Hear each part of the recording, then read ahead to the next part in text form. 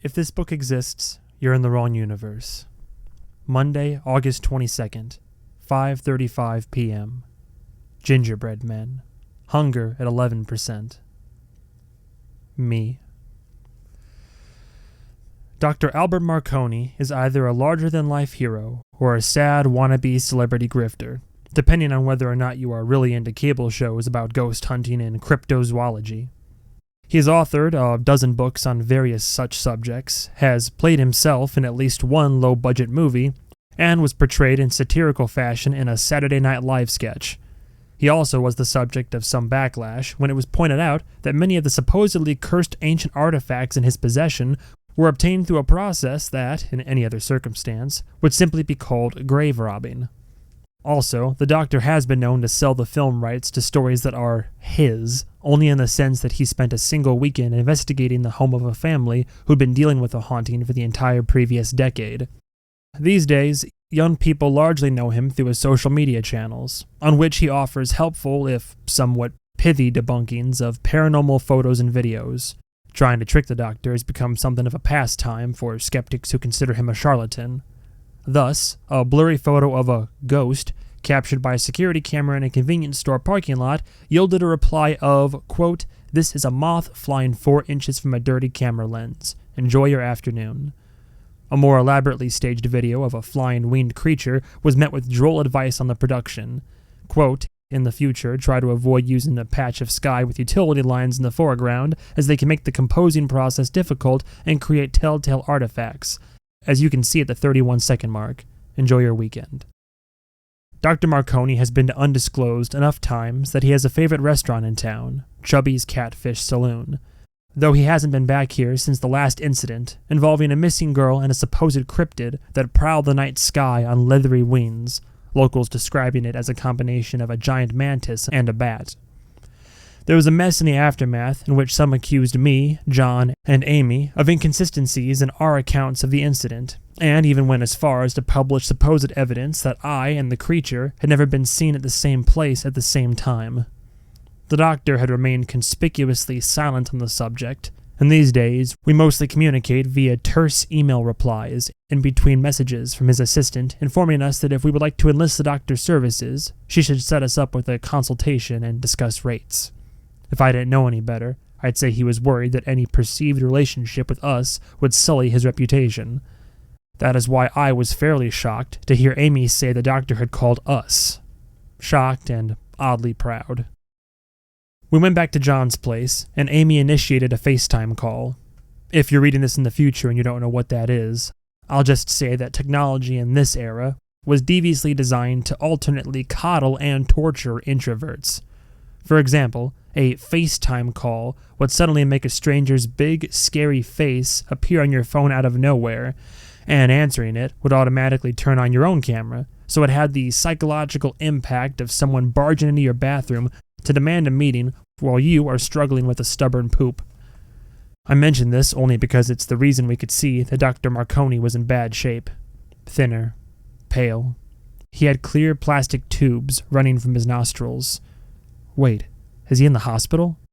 The idea that this man could age and even die like a normal human being briefly flattened me. He was our sage old mentor, our Dumbledore, our Obi-Wan Kenobi, our Qui-Gon Jinn, our Mufasa, our Wade Garrett from Roadhouse, our Mickey from Rocky III. People like that can't die. As a greeting, Marconi said, "I understand you have an urgent situation. By all means, distract me from the tedium of this room. The boredom is wearing holes in my brain." I said, "Wait, didn't you contact us?" Amy said, Some wires may have gotten crossed, but yes, it's urgent." He said, "The note here says you have multiple deaths and you believe a haunted toy is to blame." "Sort of. Are you all right?" "If you're referring to the state of my health, I appreciate your concern, but I prefer to keep such affairs private. I do not wish to die in this room, but wishes count for little in a room such as this. I have long known that my habits were too reckless, and frankly too enjoyable, to be healthy, and I have already outlived my parents, so good genes will not be my ally. Do you have the toy in question?" "It's not a haunted toy," I said. scooting aside so we could see the magpie's egg behind us on John's living room floor. We didn't have it in any kind of protective case because 1, our glass containment box had been destroyed in the explosion, and 2, that hadn't prevented the toy from escaping last time, so what was the point? It's called I can see it. It's a sacrificial altar. Well, it's a plastic egg. When you feed it, I know what it appears to be. I'm telling you what it actually is. I've been tracking this project for some time. It is a mass summoning ritual. There are at least 12 of them active at the moment, but they are summoning a singular entity. I said, we gathered that much. Do you already know about Swallow, the little creature it manifested that collected eyeballs for it? I know enough. Yours is the only instance that has been reported so far. The others have likely completed their collections undetected. Some of these are located in parts of the world in which victims can be more easily made to disappear. Well, the nerds we got this one from were thinking we're living in a simulation, that they're trying to summon something that will cause it to crash or shut down, and apparently so does Amy. Are we living in a simulation, Doctor? You already know my beliefs on that subject. I am a Christian man, in my own way, so of course I believe we are living in a simulation, yes. John said, Wait, you do? The very first words of the scriptures state that our universe is a creation, and a temporary one at that. Considering that, on at least one occasion, God and Satan placed a wager on the outcome of human affairs, calling this a simulation, or even a game, seems entirely appropriate. But this is all semantics. The real issue is whether or not this entity is capable of corrupting it. And one thing we know for certain about our universe, simulated or not, is that it is eminently corruptible. I said, You know how I try to maintain a positive attitude about these things, Doctor? But I gotta say, is this really all it takes to invite some game-breaking entity into our world? Somebody feeding a few body parts to a toy? It seems like anybody can do that at any time, and it's kind of exhausting to think about how hard it is to stop it when it does. We've been running ourselves ragged for a couple of days now, and have accomplished absolutely nothing. This is actually the first time in human history, and the first time in the history of the known universe, that such a project would have been possible on this scale. These altars are scattered around the globe, their feedings orchestrated to occur simultaneously down to the second, via mobile technology and the game's software. Then, in the addition to the altars being fed human tissue, there are more than 5 million users playing the game on their phones, all of whom are participating in the ceremony to some degree, whether they know it or not. Think of it as a sort of mass prayer or incantation. Hold on, said Amy. You're saying everyone playing that little kid's game is a part of it? All the little girls and boys with plastic eggs and stuffed birds? That little kid's game, said Marconi, was developed by neuroscientists who are experts on the addictive nature of dopamine release intervals. They believed they are simply boosting engagement by making the software as addictive as possible to young minds. But gods and devils gain their strength by subsuming the will of followers, by the molding of human behavior to their own ends. This software manipulates will on an astonishing scale, locking in the user to performing mindless, repetitive tasks instead of living out their own purpose as human beings. Watch anyone on their smartphone, and tell me their state of mind can be called anything other than a trance. I said, Are you sure you're not just old and scared of technology? Never forget, David, that devils have soft hands.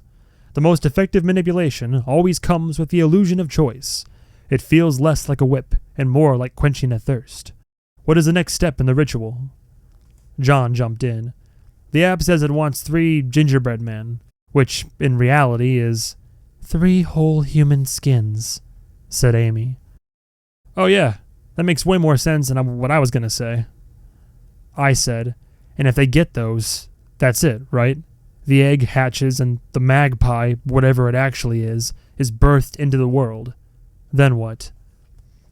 Amy said, Magpie, the pie pilferer, is the name of the toy. You're supposed to keep feeding it pies until it becomes an adult and flies free to fulfill its destiny. The doctor nodded. Let us hope the world never experiences whatever that represents. As for the current stage, skinning a person is a very difficult task. It requires time, privacy, and equipment. It involves evading the police and witnesses both. This is the kind of crime that would gain international media attention if detected, especially if it were occurring in multiple locations around the globe simultaneously. I would say that in this circumstance, it is your adversaries who have an unenviable task in front of them, not you. I said, well, they've found a way around that. They have a portal to some other location, or some other time or universe, for all I know. It's embedded in a book. I think they're getting their body parts from there, or that was their plan anyway. We saw them orchestrate a trade for human tons. But they didn't use that to collect the eyes. Right. That might be our fault. Thinking about it now, that probably was their intention, to send Swallow through the book to get the parts, but then we showed up and disrupted it. I think it just went rogue after that. The doctor said nothing, but his expression said it was very late in this conversation to be bringing up such an important point. He had the look of a dad at a neighborhood barbecue, watching a rival dad overcook the steaks. I said, "We really are doing our best over here." "Are you?" asked the doctor, trying to sit upright, though the angle of the bed wasn't really allowing it. "When I was your age, I was traveling the world, discovering that multiple tribes across times and places who never contacted each other all worshipped the same cruel demigod. There was no one I could turn to. The authorities considered me a con artist. Academics considered me a crank. The church considered me a heretic. Yet I pursued this dark thing across years and borders, because there was no one else.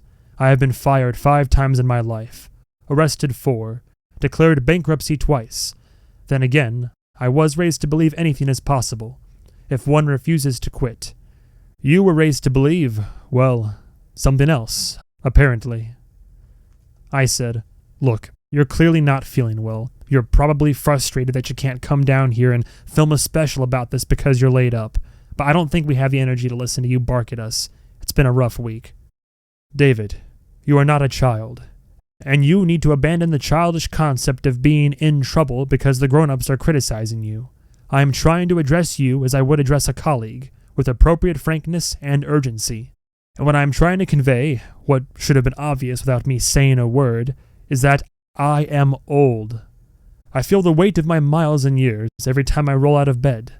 This society now mutates so quickly that I feel myself straining to keep up, becoming a fool in real time.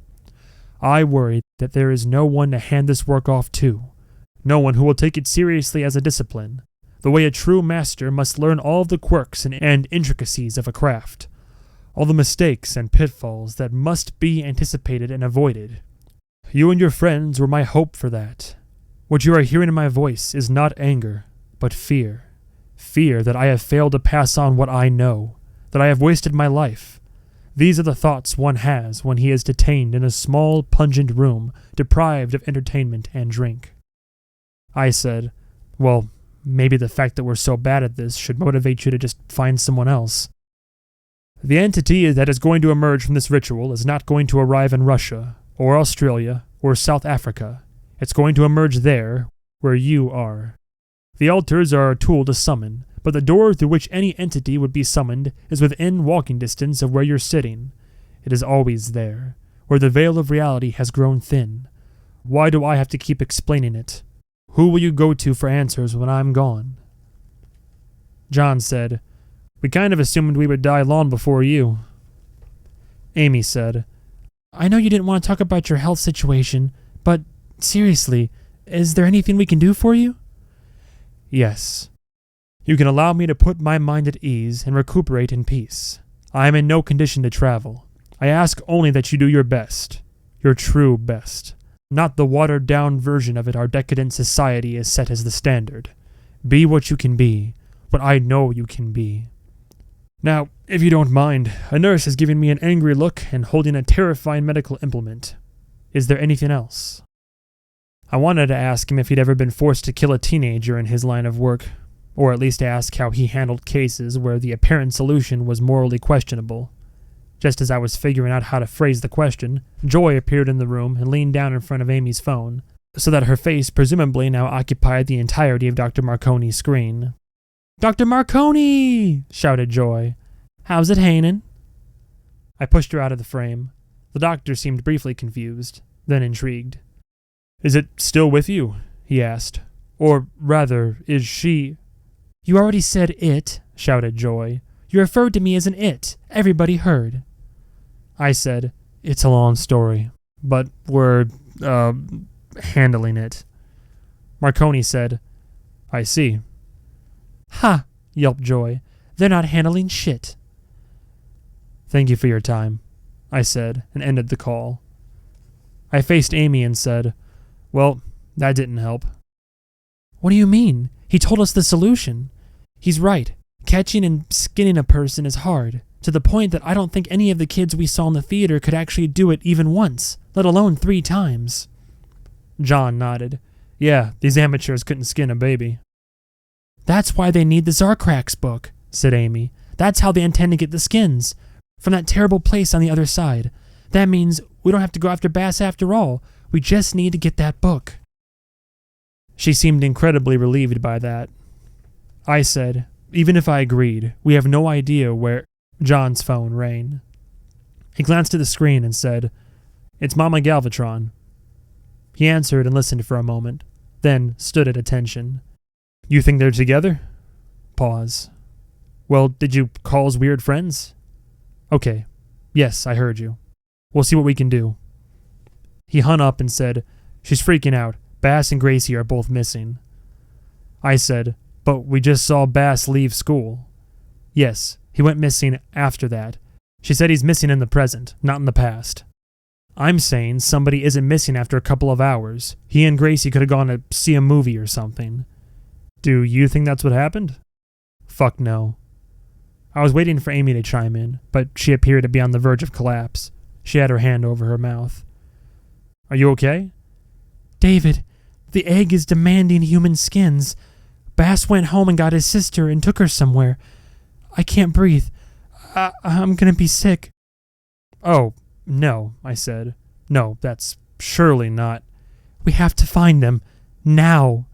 We can swing by the Dollar Cinema, see if they... John said, his mom was calling from there. It's empty. They've abandoned it, which means they've set up somewhere else. What are the places we know Bass goes, other than home or school? I threw up my hands. We don't know anything. What about the pool? What pool? The first time we went to the Galvatron house, said John, thinking. Bass was coming back from the pool. His mom said so. That's where they are. In fact, I'm sure of it. How can you possibly be sure of that? I think I heard it in my dream. How would a cult gather and do cult shit at a public pool? The only building is the little toilet hut. That's not true, said Amy, her eyes wide. The old community center is right next to it, and it's empty. It's just storage. The city couldn't afford to staff it.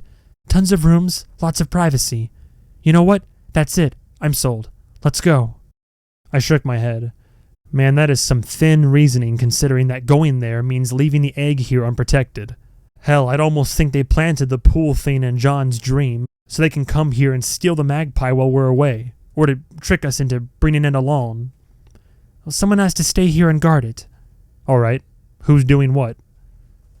John said to me, I'll let you pick. One of us stays here, watching the egg and listening to Joy get irrationally angry watching The Bachelor, and the other one will engage in a terrifying wizard battle in an abandoned building.